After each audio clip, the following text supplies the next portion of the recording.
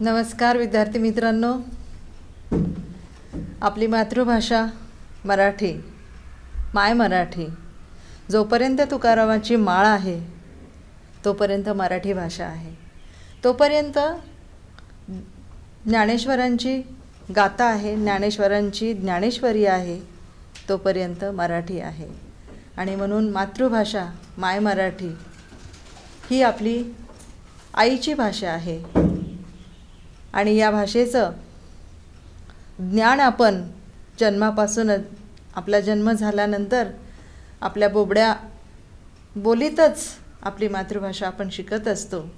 आणि याचं महत्त्व आपल्या घरातनं मिळून जात असतं. अशा पद्धतीनं माय मराठी ही प्रत्येकाची मातृभाषा असते. आणि त्याच्यामध्ये आपली मराठी भाषा, महाराष्ट्राची भाषा म्हणजे मराठी. आज आपण इयत्ता 10वीचा पाठ, विषय मराठी, पाठ आहे 5वा, वसंत हृदय चैत्र. लेखिका आहेत दुर्गा भागवत. आता आपण 10वीच्या हिशोबाने किंवा 10वीचा अभ्यास करत असताना हा पाठ अभ्यासणं खूप महत्त्वाचं आहे. आणि हा पाठ ज्या वेळेस आपण शिकत असतो त्यावेळेस लेखिकेनं आपल्याला त्यांच्या सूक्ष्म तरल अनुभवातनं, निरीक्षणातनं हा पाठ आपल्यासमोर मांडलेला आहे. आपण बघूयात. 5वा धडा वसंत हृदय चैत्र. लेखिका आहेत दुर्गा भागवत. लोकसाहित्य, समाजशास्त्र, बौद्ध वाङ्मयाचा गाढा अभ्यास म्हणून त्यांची ख्याती आहे, लौकिक आहे. सूक्ष्म निरीक्षण शक्ती, भावोत्कटता, चिंतनशीलता आणि संवेदन प्रधान भाषा ही त्यांच्या लेखनाची खास वैशिष्ट्ये आहेत. आता लोकसाहित्याचा गाढा अभ्यास करणाऱ्या ह्या लेखिका आपल्याला या निसर्गामध्ये सूक्ष्म तरल भाव, एक निरीक्षण शक्ती देऊन जातात. आणि म्हणूनच त्यांचा जो गाढा अभ्यास आहे तो सूक्ष्म तरल या गोष्टीतनं आपल्याला शिकवतात. लेखिकेचे वैशिष्ट्य म्हटलं तर ऋतुचक्र, व्यासपर्व आणि साहित्य अकादमी पुरस्कार प्राप्त पैसी दुर्गाबाईंची ललित लेखनाची शिखरे असं म्हटलं जातं. आणि ही शिखरे म्हटलं तर त्यांचा गाढा अभ्यास. आणि म्हणूनच लेखिका ज्यावेळेस या निसर्गाचं चक्र आपल्याला सांगत असतात, आजूबाजूला सगळं असतं निसर्गामध्ये, आणि म्हणूनच लेखिका ज्यावेळेस निरीक्षण शक्तीविषयी आपल्याला काही उदाहरणं देतात, ती उदाहरणं निसर्गातूनच असतात आणि निसर्गातूनच आपण घडत असतो. हा भाव या ठिकाणी आपल्याला प्रस्तुत पाठामध्ये आपल्याला दिसून येतो. प्रत्येक ऋतूचा आपापला स्वभाव असतो आणि हा स्वभाव चैत्र महिन्यातला म्हटला तर चैत्र महिना म्हटला की नाही, पर्वणी आपल्या या मराठी महिन्याचं जी सुरुवात असते ती चैत्र महिन्यापासून असते. आणि म्हणूनच हा चैत्र मास कसा नवरंगांनी आपल्याला आपल्या समोर येतो याचं वर्णन या पाठामध्ये अनेक झाडांच्या द्वारे इथं लेखिकेने आपल्याला स्पष्ट केलेले. पाहूयात आपण आशय काय आहे त्याचा. प्रत्येक ऋतूचा आपापला स्वभाव असतो. हा स्वभाव निसर्गाच्या विविध रूपातून प्रतिबिंबित होतो. या पाठातून वसंत ऋतूतील चैत्राचे मनोज्ञ वर्णन, वसंत ऋतूची चाहूलच कशी मनोहारी आहे म्हणून चैत्रातील निसर्ग अनुभवणे हा सर्वार्थाने आनंद निसर्गातील घटकाचे सूक्ष्म निरीक्षण, तरल भावना ते शब्दात मांडण्याचे कसब लेखिकेला इथं जमलेलं आहे. आणि वसंत हृदय चैत्र हुबेहूब आपल्या डोळ्यासमोर उभे राहतोय. बघूयात आपण. फाल्गुन, चैत्र आणि वैशाख हे 3 महिने वसंताच्या पुष्पमुद्रेने चिन्ह लिहिलेले असे महिने आहेत. एक दुसऱ्यात मिसळला आहे तरी पण हा चैत्र खरा वसंताचा आत्मा, वसंत ऋतूचा आत्मा हा चैत्र महिना मांडला गेलेला आहे. या ऋतुराजाचे किंवा मधुमासाचे लक्षण ज्ञानेश्वरांनी सुंदर रीतीने आपल्या या ओवीमध्ये प्रकट केलेले आहे. ज्ञानेश्वर महाराज या निसर्गाचं वर्णन करत असताना सांगतात, जैसे ऋतुपतीचे द्वार वनश्री निरंतन, ओळगे फळभार लावण्यसी. ओळगे फळभार लावण्यसी म्हणजेच काय, ऋतुपतीच्या द्वारी. वनश्रीचे म्हणजे नवपल्लवानी गर्द झालेली ही फुले, झाकलेली फळे, डवरून निघालेल्या वृक्षलतांचे दर्शन हे फाल्गुनमध्येच खरं तर घडत असते. हळूहळू त्याची सुरुवात फाल्गुन महिन्यामध्येच होत असते. मग मधुमासाचे वैशिष्ट्य कशात आहे? या महिन्यात ते सारे सौंदर्य तर आहेच, पण फळांचे रूप दृष्ट लागेल असेच असते. फुलातून फळातून मधुरस हा वाहत असतो. याचं वर्णन ज्ञानेश्वरांनी आपल्या या काव्यातनं केलेलं आहे. आता हे वर्णन ज्या वेळेस मधु म्हणजे गोडपणा, मधुर रस, रखरखत ऊन असतं आणि रखरखत्या उन्हामध्ये या झाडांना नवनवीन पालवी आलेली असते, फळं आलेली असतात आणि ती रसाळ गोमटी फळं आपल्याला या उन्हाळ्यामध्ये मिळत असतात. म्हणूनच चैत्र महिना हा मधुमास महिना, वसंत आत्मा म्हटलेला आहे. आत्मा काय? त्याचं सेंट्रलायझेशन जर आपण विचार केलं, त्या गोष्टीचा जर आपण विचार केला तर त्याचा परिपाक आहे. चैत्र महिना हा त्याचा परिपाक आहे. आणि मग या चैत्र महिन्यामध्ये कोणकोणती वनस्पती, कोणकोणती झाडं आपल्याला पाहायला मिळतात? डवरलेली पाहायला मिळतात, फळं फुलांनी बहरलेली मिळतात, जवळजवळ सगळीच असतात. कारण का हा एक उत्सव असतो चैत्राचा उत्सव म्हटला की नाही, सगळ्या झाडांना नवीन नवीन पालवी फुटत असते, नवीन नवीन फळं आपल्याला त्यात लागलेली असतात आणि मग त्याच्या मधुमासामध्ये तर ती फळं अगदी अवीट गोडीला आलेली असतात. मग पहिलं झाड जे आहे कुठलं आहे? तर पिंपळाचं झाड आहे. तर पिंपळाचं झाड कसं असतं? आता ह्या पिंपळाच्या झाडापासून आपण सुरू करणार आहोत. पिंपळाचं झाड प्रचंड मोठं असतं, पण त्या मोठ्या झाडामध्ये सळसळणारी जी पानं असतात, त्या पानांमधनं आपल्याला लुकलुकणारे असे बाळसेदार असे लाल भडक असे कवळी पानं ही आपल्याला दिसून येतात. मग ही पानं कशी दिसतात? ती जवळजवळ अशी तांबूस आणि चकाकणारी आपल्याला ती दिसत असतात. आणि मग हा वर्षारंभ, हा त्यांचा सण उत्सव. पिंपळ तो पाण्यामध्ये भरलेला असतो आणि त्या पाण्यामध्ये भरलेल्या असल्यानंतर त्या पिंपळाच्या झाडांना फुलं येत नाहीत, पण फळं येतात. ती ओळीने अशी लाईनीत अशी बसलेली असतात. बघा, आपण निरीक्षण करतो का याचं कधी? इतकं आपल्या आजूबाजूला ही सगळी झाडं असतात, पण लेखिकेला हे कसं जमलं आणि म्हणून निरीक्षण शक्ती कशी असावी ह्या पाठातनं आपल्याला शिकायला मिळतं. एखाद्या वस्तूंचं, एखाद्या झाडाचं, एखाद्या कुठल्याही गोष्टींचं वर्णन कसं करावं हे लेखिकेने आपल्याला या पाठातनं शिकवलेलं आहे. तर पिंपळाचं झाड जर आपण घेतलं तर त्याचं वर्णन करत असताना लुकलुकणारी पानं ही आपल्याला लक्षात येतात, दिसतात, कारण का प्रचंड मोठं झाड असतं. आणि मग ती फळं लाईनीने ओळीने अशी ती बसलीत की काय असं जणू भास आपल्याला होतो. आणि याचं वर्णन करत असताना त्याच्यावर चढलेली मधुमालती, बघा बऱ्याच बंगल्यांच्या शेजारी किंवा कुंपणा शेजारी ही मधुमालतीची वेल लागलेली असते आणि त्या मधुमालतीच्या वेलीला असे झुपकेदार लाल तांबड्या रंगांची अशी फुले बहरलेली असतात आणि ती जी वेल आहे ती अशी त्या झाडाला गुंडाळून ती सगळी वर गेलेली असते. म्हणजेच तो निसर्ग सौंदर्याचा एक जो नवा उत्सव आहे, तो नवा उत्सव आपल्याला ह्या पिंपळाच्या झाडावरती गुंडाळलेली ती मधुमालती आपल्याला दिसत असते. लेखिकेने या झाडाचं वर्णन खूपच सुंदर केलेलं आहे. बघा, कशा गहिऱ्या गुलाबी पानांच्या रंगांनी रेशमी पताका नाचवत, वर्णन किती सुंदर आहे. उपमा कशाची दिलेली आहे की या पिंपळाच्या पानाला कशाची उपमा दिलेली की रंगीत पताका नाचवत, रेशमी पताका मऊ असतात ती पानं, कोळी नाजूक अशी पताका ती नाचवत उभी. ही जुनी पाणी गळतात आणि नवीन पानं येत असतात. म्हणून शिरीषासारखी ही पालवी डोळ्यांना भरत नव्हती, पण सारी नवी पाने आल्यावर खरोखरच उन्हात जेव्हा ही भडक गुलाबी चमकतात तेव्हा जणू काय सुंदर पुष्पाचे गेंद, चेंडू, गुच्छ आपण काही म्हणू शकतो. तर जवळजवळ असे गुच्छच्या गुच्छ त्या पानांचे, त्या फुलांचे आपल्याला पिंपळाच्या पानावरती दिसत असतात.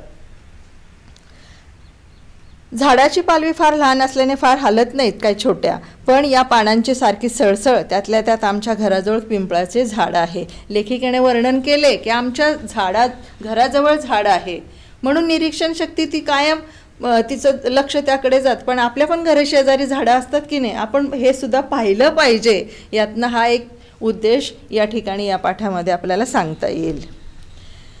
त्याच्यावर मधुमालतीची प्रचंड वेल चढली आहे, चारी बाजूने अगदी मध्यापर्यंत त्या झाडाला तिने वेढून टाकलेले आहे. आणि आता ही मधुमालती गुलाबी गेंदांनी खच्चून भरलेली आहे, फुलायला आता बिलकुल जागा नाही आहे. मग अशी दाटी पिंपळाच्या तांबूस पानांनी आणि त्या गुच्छांनी झालेली आहे. हे वर्णन पिंपळाचं आणि मधुमालतीच्या वेलीचं, या चैत्रातल्या महिन्यातल्या या वृक्षांचं वर्णन इथे लेखिकेने आपल्याला करून दिलेलं आहे. त्याच्यानंतर येत आहे, सर्व फुलात अतिशय हिरिरीने कोणी सुंदर म्हटलेलं आहे, तर ती आहे उग्र गंध घेणारी ही घाणेरी. आपण टणटणा म्हणतो बघा, टणटणाचं झाड काटेरी असतं, पण त्याला वेगवेगळी एवढी छोटी छोटी फुलं येतात. ती छोट्या छोट्या फुलामध्ये गुच्छ असतात आणि प्रत्येक फुलामध्ये असे वेगवेगळे असे कलर्स, रंग त्याच्यामध्ये असतात. निळ्या शेजारी पिवळा, पिवळ्या शेजारी केशरी, केशरी शेजारी परत तांबडा, म्हणजे अशा वेगवेगळ्या रंगांनी ते फुलं अशी डवरलेली असतात. बघा, आपण रंगांचं चॉईस ठेवतो, आपल्याला रंगाचे कपडे कुठले घालायचे कुठले नाही, भडक सौम्य असे हे प्रकार आपल्याला आपल्या मानवी जीवनामध्ये असतात. निसर्गामध्ये काय नसतं तसं, पण निसर्गामध्ये जे आहे ते अतिशय सुंदर रीतीने निसर्ग हा आपल्याला देत असतो, फक्त बघण्याची दृष्टी पाहिजे असते त्याच्यामध्ये. आणि म्हणूनच ही उग्र जरी असली, उग्र म्हणजे काय, तीव्र वास त्याचा, उग्र घाणेरी. घाणेरी ह्या फुलांचं झाडाचं नाव आहे. फार मोठी नसतात ती, छोटी म्हणजे प्रचंड वाढत नाहीत, अशी कुंपणामध्ये शेतामध्ये कुठेतरी ती आलेली असतात आणि प्रचंड रंग, विविध रंगाने ही घाणेरी नटलेली असते. दुरंगी असतात, त्याच्यामध्ये 2-2 रंग असतात. मी आत्ताच तुम्हाला सांगितलं, निळ्या शेजारी पिवळा, पिवळ्या शेजारी जांभळा, पांढरा, प्रत्येक रंग त्याच्यामध्ये असतात. आणि अशा पद्धतीचं ही घाणेरीची फुलं ही सहसा म्हणजे कमी पाण्यामध्ये येतात. म्हणून याचं जर वर्णन आपण करायचं असेल तर ही झाडं आपल्याकडं तर दिसतातच, पण गुजरातमध्ये बघा, गुजरातमध्ये ही झाडं जास्त मोठ्या प्रमाणामध्ये दिसतात. आणि त्याचं वर्णन त्या ठिकाणी चुनडी असं केलेले, नामाभिधान दिलेले आहे, नाव ठेवलेलं आहे गुजरातमधल्या लोकांनी. आणि या घाणेरीला चुनडी असं म्हटलं जातं. आता चुनडी तर चुनरी, आपण गरबा डान्स करताना राजस्थान गुजरातमध्ये त्याचा जो पेहरावा आहे, त्या पेहरावावरती या रंगांचाच ठसा जवळजवळ उमटलेला आहे. तो कसा, तर बघा, भडक रंगाची ती ड्रेस असतात, ड्रेपरी जी असते ती भडक रंगाची असते, हिरवी, निळी, तांबडी. आपल्याला भडक रंग जरा डोळ्याला हे भावतात, पण त्या निसर्गातनं गुजरातमधल्या लोकांनी काय केलेलं आहे की निसर्ग हा इतका जपलेला आहे, आपण जपलेला आहे असातला भाग नाही आहे, पण त्या घाणेरीतनं त्या चुनडीचा जो आत्मा आहे, वर्णन आहे, बरोबर त्या चुनडीवरती, त्या ड्रेसवरती, त्या वेश परिधान केल्यानंतर तो कलर्स आपल्याला मिळत असतो. म्हणजेच काय, निसर्गामधनं ज्या गोष्टी असतात विसंगत असतात पण त्या सुंदर असतात. आणि त्या सुंदर गोष्टी आत्मसात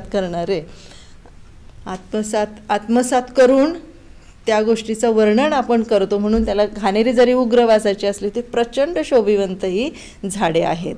आणि अशा पद्धतीने या गुजरातमधल्या या चुनडीचा जो प्रकार आहे तो सगळ्यांना आवडणारा असतो. कमी म्हणजे झाडात, म्हणजे गुजरातमध्ये इतक्या मोठ्या प्रमाणामध्ये झाडांचं जरा प्रमाण कमी आहे भौगोलिकदृष्ट्या. जर पाण्याचं जर बघितलं, पावसाचं प्रमाण जर बघितलं या प्रदेशामध्ये, तरी पण ही झाडं थोड्याशा पानांवरती येत असतात पाण्यामध्ये. आणि म्हणूनच ही सुंदर रीतीने अशी ते फुललेली असतात. आणि अशा पद्धतीनं या घाणेरीचं वर्णन लेखिकेनं याच्यामध्ये दुर्गा भागवत यांनी खूप सुंदर रीतीने केलेलं आहे. म्हणजे आपण बघा, पिंपळ, मधुमालती, घाणेरी अशी निसर्गातल्या जी झाडं आहेत ही कशी दिसतात याचं निरीक्षण त्याने केलेलं आहे. घाणेरी उग्र म्हणून आपण त्याच्याकडे दुर्लक्ष करतो, पण लेखिकेने उलट त्याचा वेटेज किंवा महत्त्व वाढवलं ते गुजरातमधनं. कारण का त्यांनी या घाणेरीचं अतिशय महत्त्व उचलून घेतल्याने चुनडी नाव दिलं. आणि तो चुनडी म्हणजे चुनरी, त्या ड्रेसवरती म्हणजे त्या रंगांचा वेश परिधान करून त्यांनी त्याला महत्त्व निर्माण करून दिलेलं आहे. आता बघा, याच लोकांनी शतकानुशतके निसर्गाच्या प्रेरणेप्रमाणे शिरोधार्य मानलेली आहे. शिरोधार्य मानणे म्हणजे आज्ञा मानणे, म्हणजे समोरच्या व्यक्तीचं जे मत आहे किंवा आज्ञा आहे ते शिरोधार्य की मान्य करणे, सगळ्याच गोष्टी मान्य करणे. तसेच ही जी वनस्पती आहे ते अतिशय सुंदर रंगांचं, कसं कुठलं कुठलं रंग आहेत आपण पाहिलेलं आहे.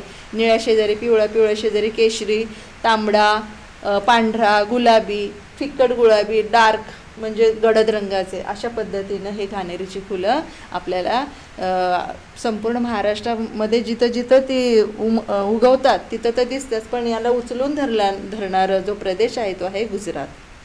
ठीक आहे. याच्यानंतर आपण पाहणार आहोत सगळ्यांना आवडणारं फळ, कल्पवृक्ष म्हणतो आपण त्याला, तो म्हणजे आहे माड. आता माडाचं जे झाड आहे, माड म्हणजे नारळ. माड म्हणजे काय? माड हा नारळाचा प्रकार आहे. कोकणात त्याला माड म्हणतात, आपण नारळ म्हणतो. आता याचं जर वर्णन भरपूर हिरवंगार असतं, कधी त्याची पान गळती नसते, पान झडले असं नसतं. तुम्ही बघा, निरीक्षण करा, त्याचं कधीही पानं अशी गळून पडत नाहीत. आणि म्हणूनच त्या झाडांना वर्षभर हरित राहणारी, हिरवी राहणारी झाडं म्हटलेले. आता त्याच्याबरोबर येणारे सुरमाड. सुरमण्याला काय, नारळ येत नाहीत, नारळाचाच प्रकार आहे तो, पण त्याला नारळ येत नाही, फक्त अशी ती ओंब्या येतात आणि ते गळून पडतात. पण नारळाला मात्र, नारळाच्या झाडाला, माडाच्या झाडाला मात्र फळं येत असतात. बघू त्याचं वर्णन आपण कसं केलेले लेखिकेने. माडाची झाडं ही बारमाहा म्हणजे 12 महिने हिरवी आणि फळांनी भरलेली दिसतात. हे म्हणजे अगदी सगळ्यांच्या घराशेजारी कुठं ना कुठं हे झाड आपल्याला उपलब्ध झालेले दिसतं. पल्लवांचा नखरा त्यांना जसा माहीतच नाही. पल्लव म्हणजे पानांचा नखरा, तो नवीन कोळी पानं आली आहेत असं म्हणजे माहीतच नाही, कारण का 12 महिने त्या झाडांना पानं येत असतात. पण फाल्गुन लागला की त्याच्या माथ्यावर अधिक फिक्क्या रंगाची जावळ भुरभुरल्यासारखं, जावळ बघा, नुकतंच केस, बाळाचं जावळ तुम्ही पाहिलं असेल, अशी नुकतंच केस असं उगवलेली आहेत, अजून ती परिपक्व झालेली नाही, असं भुरभुरणारे जे जावळ आहे, तसं ते फाल्गुन महिन्यामध्ये त्यांच्या त्या या नारळाच्या त्या फांदीतनं एक असा कोंब बाहेर निघतो आणि त्यातनं अशा ओंब्या बाहेर आल्या की भुरभुरणारे असं जावळासारखं ते त्या ठिकाणी गाभ्यातून नारळ तयार, लंगरच्या लंगर, अशा ओळीच्या ओळी त्या ठिकाणी आपल्याला दिसून येतात. वर होडीच्या आकाराचे पेव फुटतात. वाक्प्रचार आहे पेव फुटणे, म्हणजे प्रचंड मोठ्या प्रमाणामध्ये त्या प्रमाणामध्ये ती फुलं खाली येत असतात. म्हणजे आपल्याला या पाठामधनं वाक्प्रचाराचा पण उपयोग करून घ्यायचा आहे. आपल्याला लक्षात ठेवायचं आहे की वर्णन करत असताना प्रत्येक झाड कोणत्या, त्यात वर्णन आहे, त्याच्यामध्ये वाक्प्रचार कोणता आहे, आणि हे करत असताना त्याला आपल्याला वाक्यात उपयोग करून पण लगेच घ्यायचा आहे. पेव फुटणे म्हणजे पुष्कळ प्रमाणामध्ये त्याचं येणे. त्यांच्या पाण्याच्या गाव्यातून वाढलेल्या नारळाच्या लंगराच्या वर होडीच्या आकाराचे पेव फुटतात आणि सुक्या कळकट पेवातून वेताच्या रंगाच्या फुलांच्या लोंब्या बाहेर पडतात. चैत्राच्या मध्यापर्यंत ह्या लोंब्या दिसतात. नारळाची फुले निर्गंध आणि टणक असतात. निर्गंध म्हणजे काय, ज्याला कसलाही गंध नाही, कसलाही वास नाही. आणि टणक म्हणजे कडकपणा, मऊ, ते फूल असं मऊ नसतं. कशाचं, नारळाचं. नारळाचं फूल हे निर्गंध असतं आणि टणक असतं. पण झाडाखाली पडलेल्या फुलांच्या राशीतून, राशी म्हणजे ढीग, राशी म्हणजे काय, ढीग, या ढिगातनं 4-2 फुले उचलून घेऊन जरा निरखून बघा. त्यांचा तो टणकपणा तुम्हाला बोचणार नाही, म्हणजे टोचणार नाही. पाकळ्यांच्या गुळगुळीत स्पर्शाने बोटे सुकावतात म्हणजे एक आल्हाददायक खाली पडलेली जी पाकळी आहे नारळाच्या फुलांची, ती आपल्याला जरी टणक वाटली तर हातात जर घेतली तर ती पाकळी असली आपल्याला मऊ वाटते आणि त्यांचा सुगंध आपल्याला मोहून जातो. हे सगळं 3 पाकळ्यांचा हा फुलांचा पेला पाहून, त्यांच्या आकाराचे सौंदर्य पाहून तुम्ही मुग्ध झाल्याखेरीज राहणार नाही. प्रचंड नारळाचे हे नखा एवढे फुल पाहून मोठी गंमत वाटते. मोठी गंमत वाटते, उद्गारवाचक चिन्ह आहे. तर त्या ठिकाणी आपल्याला वाक्प्रयोग, वाक्याचे प्रकार ओळखत असताना हा प्रकार, प्रचंड नारळाचे नखा एवढे हे फूल, मोठी गंमत वाटते, हा एक प्रकार आपल्याला वाक्याचे प्रकार म्हणून करता येईल. की मोठी गंमत वाटण्यासारखं काय याच्यामध्ये, आपणच आपल्याला प्रश्न विचारायचा आहे की बाकीचे फुलं कशी मऊ असतात, त्यात काय म्हणजे साधारण सगळी फुलं ही मऊच असतात, पण नारळाचं टणक वाटणारं जे फूल आहे ते फूल खाली पडल्यानंतर हातात घेतल्यानंतर मऊ वाटतं, म्हणजे नवल वाटण्यासारखी गोष्ट आहे. टणक वाटते पण हाताला मऊ मुलायम लागतं. म्हणजेच काय की याची मोठी गंमत. म्हणजे ही गंमत इथं लेखिकेने आपल्याला सांगितली, वर्णन केलेली आणि आपल्या डोळ्यासमोर हुबेहूब तसं राहते की 3 पेल्याच्या पाकळ्या असतात. पेला जसा असा वरती घेतो तसे 3 पाकळ्याच्या पेल्यांमध्ये ते फुला त्या म्हणजे पेल्यासारखं ते फूल असतं, नारळ असं, आणि त्या हाताला त्याचा स्पर्श जाणवतो, तो मऊ जाणवतो.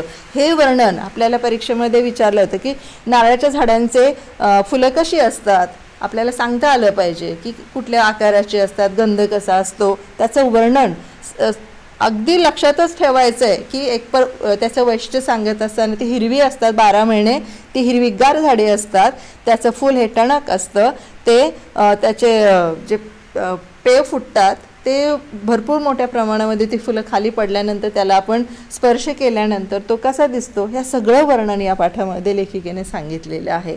आणि हे नारळाचं झाड, कल्पवृक्ष आपण ज्याला संबोधतो, हे सगळीकडेच सापडतं. त्यातल्या त्यात कोकणाचा राजा याला म्हटलेलं आहे. आंबा आणि नारळ फणस. आता त्याच्यानंतर बघूयात आपण सुरमाडाचं झाड. सुरमाड म्हणजे काय की नारळाचाच प्रकार आहे, पण नारळासारखा दिसतो, त्याला नारळ लागत नाही आणि ते फक्त अशा ओळंब्या बाहेर पडतात. बाकी त्याची फांदी अशी, फुलांची ती फांदी जुनी झाली किंवा परिपक्व झाली कारण ती गळून पडते. त्याच्यानंतर आहे शेजारीच कडुनिंबाचे झाड, निळसर फुलांच्या तुराने भरून गेले आहे. काही म्हणजे विद्यार्थ्यांना माहीत नसतं ह्या झाडाला फुलं लागतात का, पण तुम्ही निरीक्षण करा. म्हणूनच हा पाठ महत्त्वाचा का आहे की दुर्गा भागवत या लेखिकेने प्रत्येक झाडाचं निरीक्षण केलेलं आहे. तेही कसं सूक्ष्मपणे केलेलं आहे, तरलपणे केलेलं आहे, सौंदर्यपूर्ण केलेलं आहे, वर्णनात्मक केलेलं आहे. आणि म्हणून आपल्याला काय शिकवतात, काय अनुभव मिळतो इथून की आपण ती भावना त्या झाडांना पाहत असताना नुसतं झाड आहे, वैज्ञानिक दृष्टिकोनातून ऑक्सिजन देतात, सावली देतात इथपर्यंत नाही, ती भाव तरलता आपल्या मनामध्ये आली पाहिजे. हे झाड कसं दिसतं, ह्याचं सौंदर्य कसं आहे, त्याचा वास कसा आहे, त्याचं फूल कसं आहे, त्याचं पान कसं आहे. बघा, निसर्गामधलं प्रत्येक झाड हे वेगळं आहे. तुम्ही किती संशोधन करा, प्रत्येक झाड वेगळं आहे, प्रत्येक पान वेगळं आहे, प्रत्येक फूल वेगळं आहे, प्रत्येक फुलांचा वास वेगळा आहे. बघा, मोगरा घ्या, जाई जुई घ्या, प्रत्येक झाडाचं वैशिष्ट्य हे वेगवेगळं आहे. एकसारखं एकही झाड नाही आहे, एकसारखं पानसुद्धा नाही आहे. म्हणजे किती विविधता आहे याच्यामध्ये, निसर्गामध्ये. या झाडांचे किती प्रकार आहेत. एकदा तुम्ही लिस्ट करा, घरात बसल्या बसल्या झाडा वाचून तुम्हाला जेवढी झाडं निसर्गामधली आठवतात, जेवढी माहिती तेवढी सगळी काढा आणि त्याचं वर्णन तुम्ही करत बसा. तुम्हालाच वाटेल अरे आपण हे संशोधन करून लिहिलेलं आहे. एक छानपैकी अभ्यास तुमचा होऊन जाईल. आणि म्हणूनच लेखिका इथं प्रत्येक झाडाचं वर्णन इतक्या छान पद्धतीनं करतात की ते आपल्या ते मनाला भावतं. आणि म्हणूनच शेजारी कडुनिंबाचं झाड कसं आहे इथं लेखिका सांगतात. हिरवगार झाड आहे आणि हिरवगार झाड जर आहे तर मग त्या झाडाला फुलं कुठे लागतात फुलं निळसर बारीक बारीक बारीक रंगाचे असतात आणि मग त्याला लिंबोळ्या लागत असतात. मग अशा पद्धतीनं मग शेजारी असलेले झाड, तुमच्याही शेजारी झाडं असतात, त्याचंही वर्णन करा. मग त्याचा सुगंध आला, रात्रीच्या वेळी अतिशय मनोरम वाटतो. मनोरम म्हणजे मनाला भावणारा असा त्याचा या कडुनिंबाचा सुगंध आपल्याला दिसतो. त्याच्या शेजारीच कडवड उग्रवासाचे करंजेचं झाड ही संबंध पूर्णपणे फुललेलं आहे. आणि बघा, करंज म्हणजे करंजेसारखी त्याला या ठिकाणी मी दाखवलेलं आहे करंज. आता करंजी कशी असते, या आकाराची,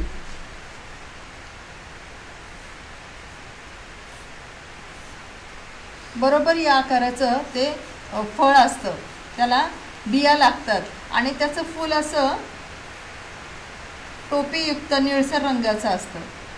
आणि या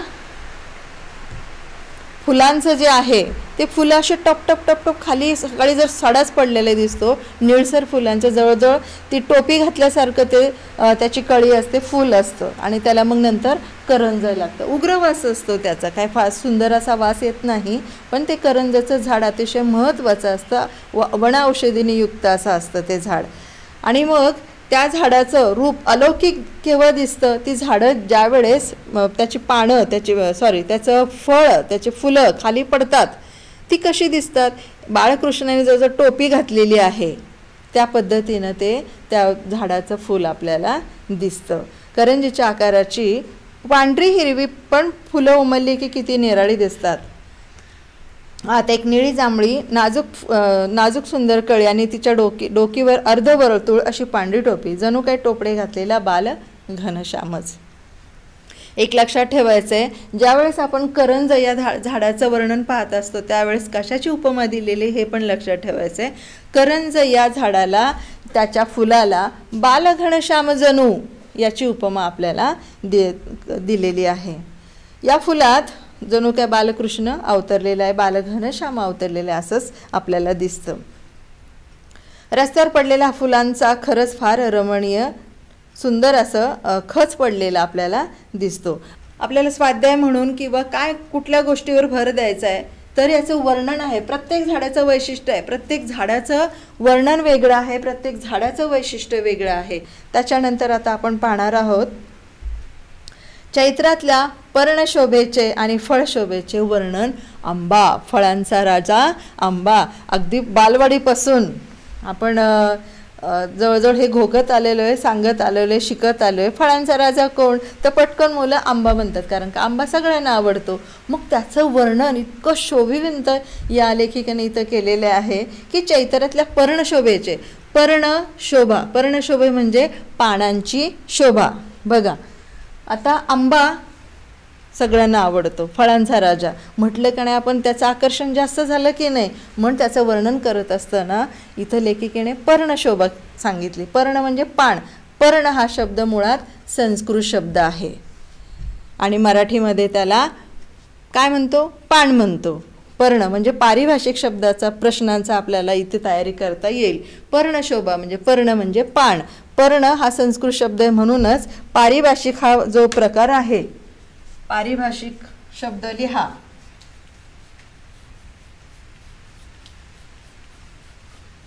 एक गुणांसाठी येतो. त्याच्यामध्ये पर्ण हा संस्कृत शब्द आहे, हे लक्षात ठेवायचंय. त्याचा आपण मराठीत आपण पान म्हणू, त्याचा मराठीमध्ये त्याचा उपयोग करतो. आता ही पर्णशोभा कशी आहे ते बघूयात. लांब लचक देठांना लागलेले कैऱ्याचे हिरवे गोळे. बघा आता काय लेखिकेला इथं सुचलंय की लांब लचक देठ आहेत आणि त्याला असे गोळे लागलेत हिरवे, म्हणजे कैऱ्या. आपण म्हणतो त्या झाडांना कैऱ्या लागल्यात, पण लेखिकेने इथं कैऱ्या म्हटलेलं नाहीये, गोळे लागलेले आहेत. हाच तर फरक आहे. आपलं ज्या वेळेस प्रतिभा असते ती प्रतिभा उजागर करण्यासाठी किंवा त्याचं वर्णन करण्यासाठी लागणारी जी शब्दसंपत्ती असते ती लेखिकेकडे आहे.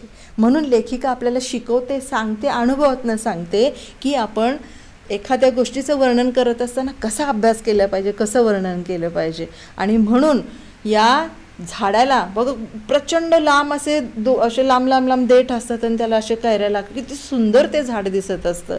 आणि मग ते जे गोळे आहेत ते आहेत कैऱ्या. ते वाऱ्याबरोबर झोके घेत असतात. पोपट किंवा कावळे त्या पाडाला लागलेत की नाही हे पाहण्याकरता चोचीने प्रहार करतात, चोची मारत असतात कावळे आणि पोपट, कारण का त्यांचं खाद्य असतं, ते आवडणारी वस्तू असते, अन्न असतं. आणि म्हणून ते पाहण्यासाठी, म्हणजे बघा ते पण किती शहाणे असतात, हे परिपक्व झाले की नाही. कवळा असेल तर टोचा नाही मारत, फक्त एकदा असं बघतात, हे हां ठीक आहे हे याला परिपक्व झाले. म्हणजे त्या कैऱ्या कशा आहेत हे पण तपासून पाहतात ही पक्षी.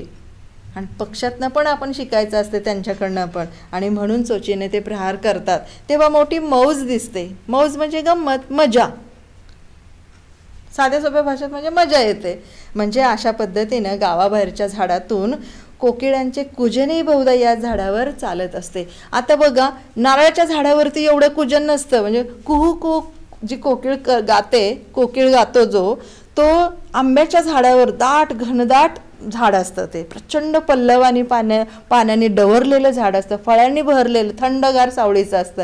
आणि म्हणूनच ही जो म्हणजे कोकिळ जो असतो गाणारा, तो त्या झाडावर बसतो आणि कूजन करतो म्हणजे गातो. आता बराच म्हणजे हा सरावाचा ऐकण्याचा भाग आहे, तुम्ही बऱ्याच ठिकाणी ऐकलं पण असेल. आणि अशा पद्धतीनं कोकिळेचं कूजन बहुधा याच झाडावरती. तुम्हाला प्रश्न आहे की आंब्याच्या झाडावरती कोण बसतं आणि कूजन कोण करतं, तर कोकिळा करत असते. कोकिळांचे कुजनी बहुधा याच झाडावर असते. कैऱ्या जून झालेल्या असतानाच एकीकडे पाने झडत असतात. वैशिष्ट्य काय आहे बघा, तर आंब्याच्या झाडाच्या कैऱ्या जून झाल्या म्हणजे जुनाट होऊ लागल्या की नाही, त्या झाडाला परत पालवी येत असते. म्हणजे ते झाडाचं कधी रिकामं नसतं, निष्पर्ण नसतं आणि म्हणूनच डवरलेलं झाडे सावली देणारं असतं. आणि अशा पद्धतीने झाड वृक्ष कधीच दिसत नाही. कोणतं झाड वृक्ष कधी दिसत नाही, तर आंब्याचं झाड हे कधीच वृक्ष बिना पानाचं किंवा निष्पर्ण आपल्याला दिसत नाही. चैत्रातही याही झाडाला पालवीची घोसच्या घोस असे घोस म्हणजे प्रचंड मोठ्या प्रमाणामध्ये असे पानं येत असतात. आणि कैऱ्याबरोबर तेही झोके घेत असतात. कैऱ्या जशा वाऱ्याच्या झुळकाबरोबर वाहत असतात तसं ते पानही झोके घेत असतात. माघातले मोहरांच्या झुपक्याने भरलेले व सुगंधाने दरवळलेले झाड सुंदर की आताच हे सांगणे अगदी कठीण आहे. की माघ महिन्यामधलं नुकतं पालवी फुटायला लागलेली असते ते झाड छान दिसतं, की आत्ताचं चैत्रातलं झाड छान दिसतं, हे सांगणं मात्र अतिशय कठीण आहे. कारण का ते केव्हाही सुंदर ते झाड आंब्याचं दिसत असतं. आता आवडणारा आणि राट दिसणारा जो झाडाचा प्रकार आहे तो आहे फणस. शेवटचा प्रकार आहे, शेवटचं झाड आहे या झाडांपैकी. याच्यामध्ये बघा, त्यात नजरेत भरण्यासारखी पालवी नसली तरी तेही टवटवीत दिसते. निष्पर्ण शक्यतो ज्या वेळेस पालवी फुटत असते त्यावेळेस एका बाजूला पालवी येत असते आणि दुसऱ्या बाजूला पण अशी कमी जास्त प्रमाणामध्ये पानं असतात. निष्पर्ण ते कधीच होत नसतं. आणि त्यांची फळे पायापासून डोकीपर्यंत. काय वैशिष्ट्य आहे, किती सुंदर आहे बघा, की झाड ना म्हणजे माणसाला फक्त देत असतं प्राणवायू म्हणजे देतच असतं, ऑक्सिजन देत असतं, सावली देत असतं, थंडावा देत असतो, फळं देत असतात, फुलं देत असतात, सगळं निसर्गाने बहाल केलेलं आहे. आणि म्हणून ऑक्सिजन हे आपल्याला त्या झाडांपासून मिळत असतं. आणि आता याचा जर आपल्याला थोडासा आपण जर भाग वेगळीकडे केला तर ऑक्सिजनची आता खूप गरज आहे, खूप कमतरता आहे. आणि म्हणून झाडे तोडू नका, झाडे जास्त लावा, याची गरज आहे. आणि ह्या पाठातनं हा पण संदेश आहे आपल्याला की झाडं निसर्गात राहा. निसर्गाचं वर्णन करत असतानाच मानवी जीवनासाठी किती ते फायदेशीर आहे या गोष्टीचं पण महत्त्व या पाठामध्ये आहे. म्हणून आता आपण फणसाचं वर्णन पाहत आहोत की बुंद्यापासून ते देठापर्यंत एकमेव झाड आहे. बुंद्यापासून ते देठापर्यंत याला फळं लकडलेली असतात, फळं लागलेली असतात. फणसाला फुले धरत नाही तर पौष माघात त्याला हिरवी कोके येतात. अशी फुलं वगैरे जसं आपण आंब्याला मोहर येतो, बाकीच्या झाडांना फुलं येतात, तसं या फणसाच्या झाडाला अजिबात फुलं येत नाही, तर कोके येतात. कोके म्हणजे काय, असं ती मिरची असते, लांब अशी मिरची, त्या लांब मिरचीसारखं त्याला असे लांब असे कोके येतात आणि ते दुभंगतात, दोन भाग होतात आणि त्याच्यामध्ये असे त्याचे ते छोटे छोटे छोटे छोटे असे दाणे असलेले असे फुलं येतात. ते म्हणून त्याला कोके म्हणतात. वेगळा शब्द आहे.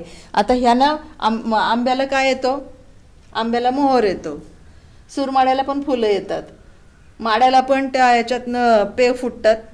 फणसाला मात्र काय होतं की त्याला कोके येतात.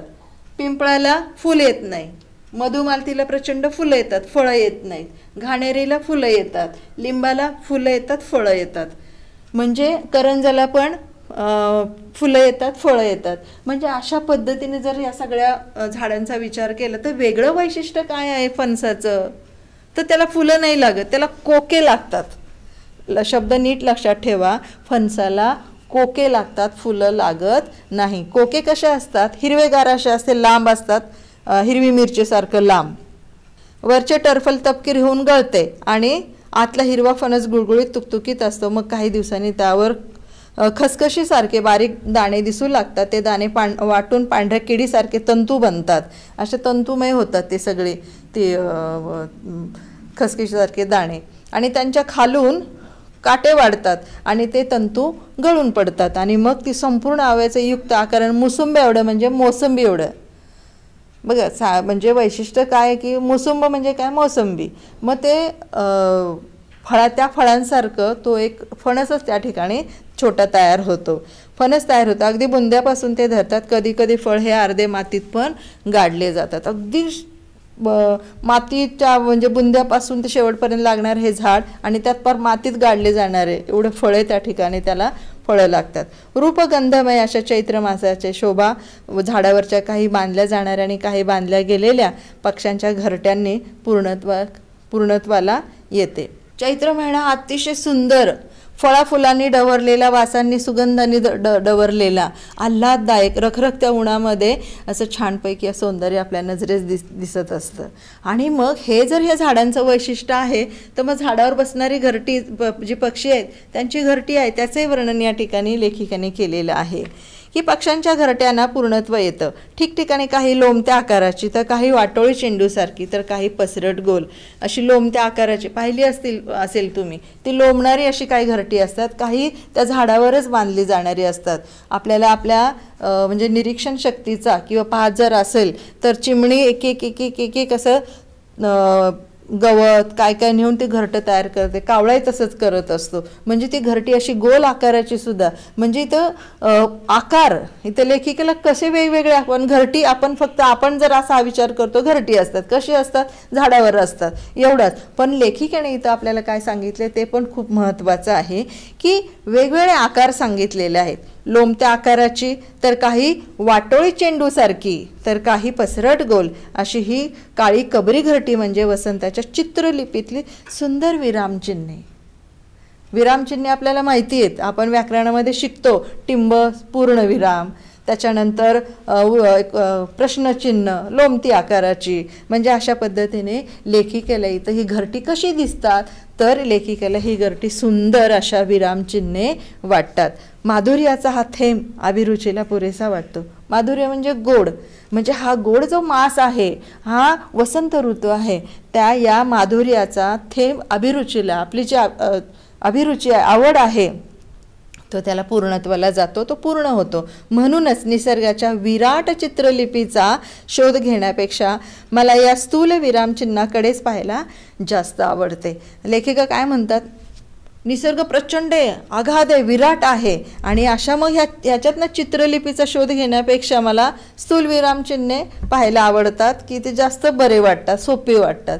आणि अशा पद्धतीनं निसर्ग काय आहे, निसर्गाचं वर्णन काय, झाडं आहेत, झाडांची वर्णन इथं प्रत्येक झाड ज्या ज्या निसर्गामधल्या ज्या ज्या गोष्टी आहेत आणि कोणकोणते झाडं त्यांच्या निरीक्षणामध्ये आलेले आहेत, ह्या सगळ्या गोष्टींचा उहापोह इथं वर्णन लेखिकेने दुर्गा भागवत यांनी अतिशय साध्या पद्धतीनं, विनाकारण काहीतरी वेगवेगळे शब्द भरून त्याला वर्णन दिलं असं पण नाही. जी आपले बोलीभाषेतले रोजच्या निरीक्षणातले जे शब्द आहेत असे शब्द वापरून त्यांची प्रतिभा इथं कसब या ठिकाणी लावलेला आहे.